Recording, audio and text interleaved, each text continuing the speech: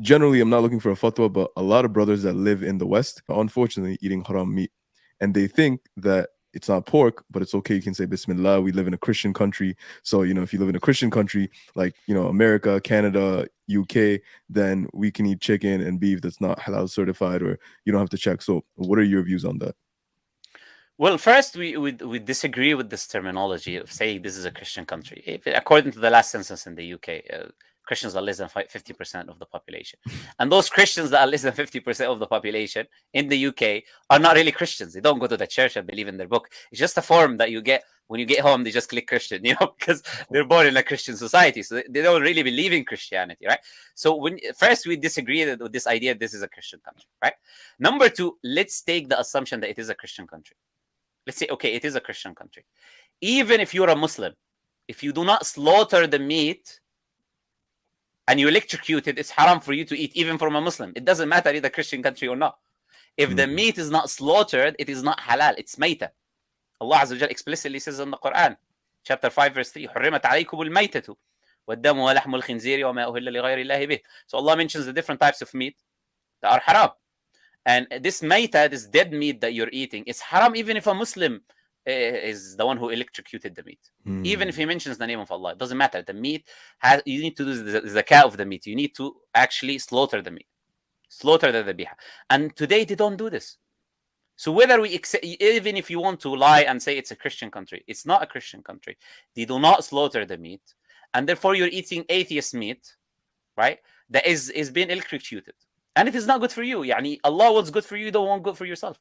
You're eating meat where the body remains and the blood remains in the body after the death, and all of the germs and the bacteria and everything remains in the body. And you're eating that meat which is unhealthy for you. Allah is making something healthy and good for you, and you're avoiding it to eat from something which is haram, right? And the Prophet ﷺ, he said, the person raises his hand is dua. وَمَأْكَلُهُ حَرَامٌ وَمَشْرَبُهُ حَرَامٌ وَمَلْبَسُهُ حَرَامٌ. His clothing is haram, his eating is haram, his drinking is haram. فَأَنَّا يُسْتَجَابُ لَهُ. How does he expect Allah to answer his dua?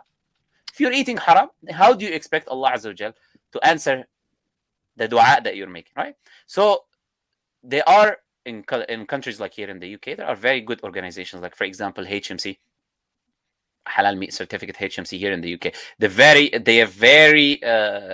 do very extensive checks, very diligent one, and they make sure that actually it's slaughtered and it's weekly, and they make sure this is being slaughtered in an Islamic way. You can eat from that. It's more expensive, so people tend to buy from other meats, right?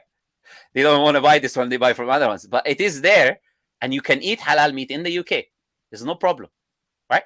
But eating the other types of meat that are doubtable and this and that in a country like the UK today, or these countries that are no longer atheist meat, right? And these countries that are no longer Christian countries to begin with, it's an excuse that people make to eat at McDonald's, Right. And let alone what the ramifications are on a spiritual level that's in the unseen. We're not even aware of that. Absolutely. يعني سبحان الله, Allah says وما لكم أن لا تأكلوا مما ذكر اسم الله عليه وقد فصل لكم ما حرم عليكم. Why are you not eating? Allah is asking.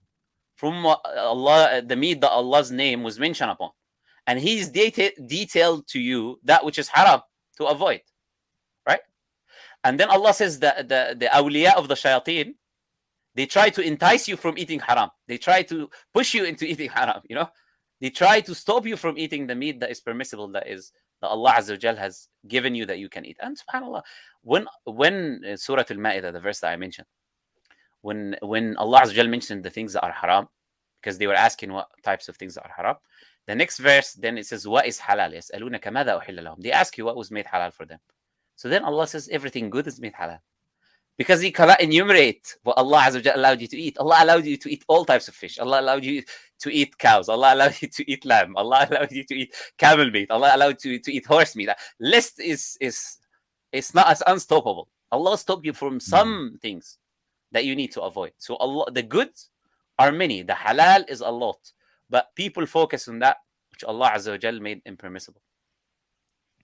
Yeah. Beautifully said. Allah Mubarak. Yeah, that's a very beautiful bro, point. You want to play the video? Yeah, inshallah. That's a very good point. A lot of people, subhanAllah, they want to focus on the things they can't have. And I think that's almost something that's almost a liberalistic principle.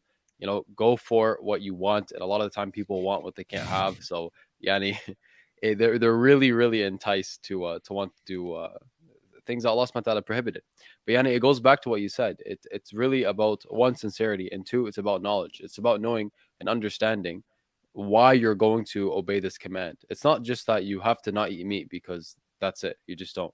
It's because the most knowledgeable, the most wise, the most high, the one who created you and the meat and the universe and everything in it, has told you not to eat it.